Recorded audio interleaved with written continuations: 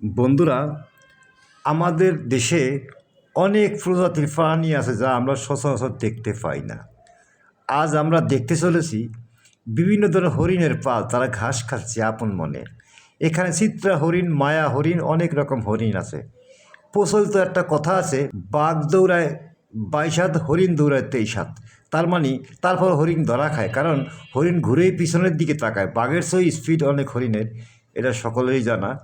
তারপর হরিণ বাঘের সামনে ধরা খায়, কারণ বাঘ অত্যন্ত হিংস্র, এদের খাবারই হচ্ছে হরিণ সহ বিভিন্ন প্রজাতির প্রাণীগুলো। আপনারা দেখতে আছেন দারুণ হরিণ, গায়ে ডোরা কাটা, খুব সুন্দর সুন্দর লেজ নাচছে, খাচ্ছে এবং অনেকগুলো শিং আছে, অনেকগুলো শিং নাই। চমৎকার দেখতে, মনে হয় যেন দারুণ একটা স্থানে আমরা দারুণ জিনিস দেখতেছি। যা চমৎকার ঠ্যাং লাগতেছে, পাও লাগছে, এটা আশা করি অনেকে এই সুযোগটা পান নাই। এরকম আনন্দময় পরিবেশ, সেই হরিণের পরিবেশে আমরা দাঁড়িয়ে আছি। চমৎকার দেখুন, হরিণগুলো আপন মনে ঘাস খাচ্ছে।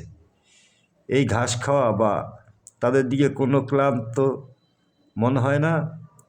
তারা ছোট বড় মাঝারি বিভিন্ন সাইজের হরিণগুলো এখানে দাঁড়িয়ে আছে এবং ঘাস খাচ্ছে, আনন্দ ফুর্তি মনে হচ্ছে এদের। এরপর আপনারা দেখতেছেন গন্ডার। একটা প্রচলিত কথা আছে, গন্ডারে কুতকুতি দিলে 3 দিন পর হাসে, কারণ গন্ডারের চামড়া মোড়া তো ভিতরে পৌঁছতে 72 ঘন্টা পর তারা বুদ্ধি পায় যে না, আমার কুতকুতি দেওয়া হয়েছিল। এরপর দেখতেছেন বাঘ। এই বাঘগুলো, এদের এখানেই জন্ম, একটা ছেলে একটা মেয়ে, যাকে বলে রয়্যাল বেঙ্গল টাইগার জাতীয় পশু। চমৎকার ডোরা কাটার দাগ, যা হিংস্র ভয়ঙ্কর। এরপর আপনারা দেখতেছেন সজারু, কাঁটাযুক্ত সজারু, পিছনে মনে হয় যে অনেক কাঁটা। এই কাঁটাগুলো সম্পূর্ণরূপে শক্তিশালী এবং তারা প্রাণে বাঁচার জন্য এই কাঁটাগুলো মেলে ধরে এবং কেউ আঘাত করলে তার প্রতিঘাত করে, তার থেকে বাঁচার জন্য একটা প্রক্রিয়া তাদের। এরা সাধারণত খাওয়া দাওয়া করে ফলমূল। এরপর দেখলাম বগ, হাজার প্রজাতির বগ, মনে হয় যেন বগের পাল। আমরা এত বগ দেখতেছি। একটি সাদা বগ ঠ্যাং উঁচিয়ে দাঁড়িয়ে আছে আপন মনে মাঝখানে, এ কি!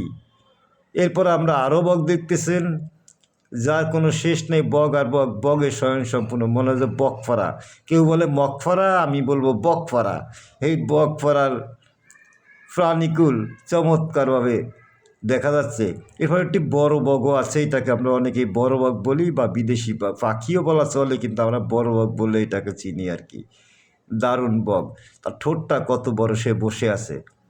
সাধারণত এরা বসে থাকে মাছের আশায়, বগ বসে রয় মাছের আশায়, এরকম একটা প্রচলিত কথা আছে। সারাদিন বসে থাকে, যেই পাবে অমনি ধরে খাবে। এরপর আরও বগের বাচ্চা দেখতেছেন, বগের পাল দারুণ। আমি আগেই বলেছি এটা বকফারা।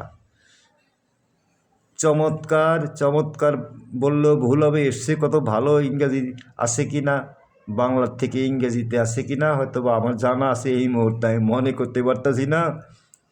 গুড, ভেরি গুড, বাহ, চমৎকার চমৎকার বগের সিনসিনারি। এরা সাধারণত মাছ খেয়েই বেঁচে থাকে। এদের মাছ ছাড়া কোনো খাবার এরা খায় না। এদের মাছ মাছ গন্ধ আসে। অনেকেই বগের মাংস খান, খেয়ে বলেন যে ভাই আমি তো মাছের গন্ধ পাচ্ছি। এরা এত মাছে আসক্ত।